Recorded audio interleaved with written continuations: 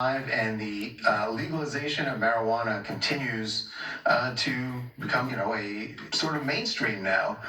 There were 5 more states on election day that passed initiatives to legalize marijuana. Some of them, I think only one was recreational, the rest were medicinal. But they're heading in that direction, clearly. Yeah, they're all heading in that direction, and it is a huge industry. A new documentary on BET, it's called Smoke, Marijuana, and Black America, is premiering tomorrow night on BET. And it is tackling not just, obviously, the legalization of marijuana, but who is actually going to be getting rich off the legalization of marijuana. And this has a lot to do with, the number of people in Black America who were incarcerated for this, and now suddenly people getting ridiculously rich off of it. So joining us right now to discuss this is someone who appears in the documentary, former NBA star, and someone we've spoken to before about the marijuana industry, and that is Al Harrington.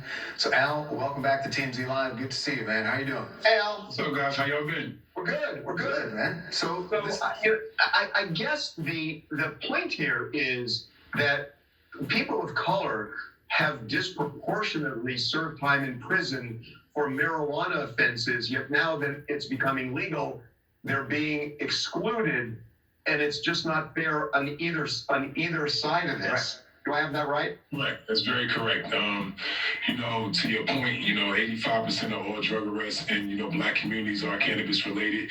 And, now it's this new billion-dollar industry. And, we're not in a position to participate.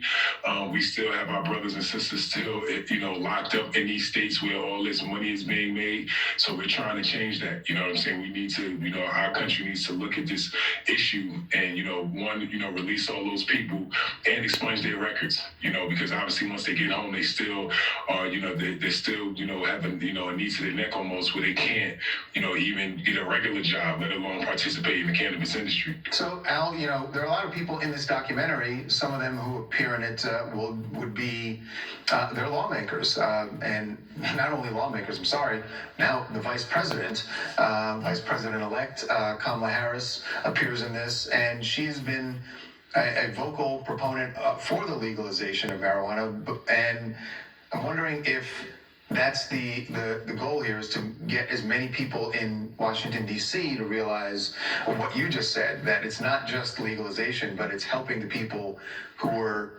incarcerated for it. Yeah, definitely. I think that the country would decriminalize cannabis, at a federal level.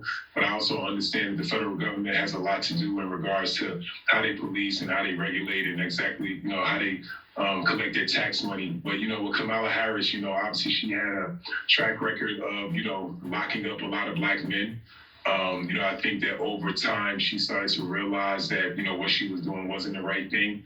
And now she's advocating for this change. And, it's very important. And, obviously someone with her seat that she has at the table now, which is a big seat, hopefully she can start to make some of these necessary changes that we need to see. We've talked to people on TMZ Live like Jim Belushi and others who are kind of dabbling or jumping into this field, and they're talking about how this is fraught with problems. There's so many regulations, and the profit margins are so low that they're actually having trouble, and in some cases simply losing money.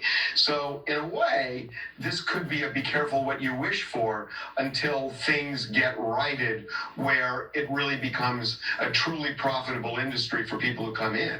I mean, does that kind of make sense? Because it's great to push people to make money off of it, but it's harder than people think, it seems. Yeah, it's very hard, because of the tax laws and different things like that. 280E, you can't write off any ordinary business expenses.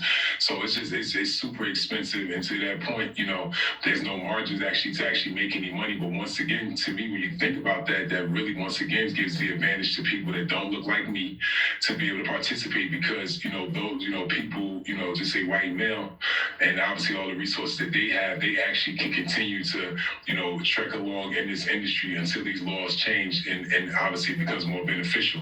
I know that you've started your own company, Viola, in the cannabis field, and I'm just wondering what you're doing in your company to sort of put these opportunities out there for people to find jobs and make a good living in this industry? Yeah, so we created an incubator program where we reach out to local cannabis minority-owned entrepreneurs in states where we operate in, where we try to give them resources that we have, whether it's back office, whether it's access to a license, just opportunities for people to be able to really participate and put them in the position to actually be successful. You know what I'm saying, with the business. Even here in California, I work with some social equity applicants where we'll have 4 to 6 retail locations where we'll run a lot of back office and actually teach them the metric system and all these different things so that they'll be able to run their licenses or run their operations legally and compliantly. Well, the documentary sounds fantastic. It is on tomorrow night on BET. Yes.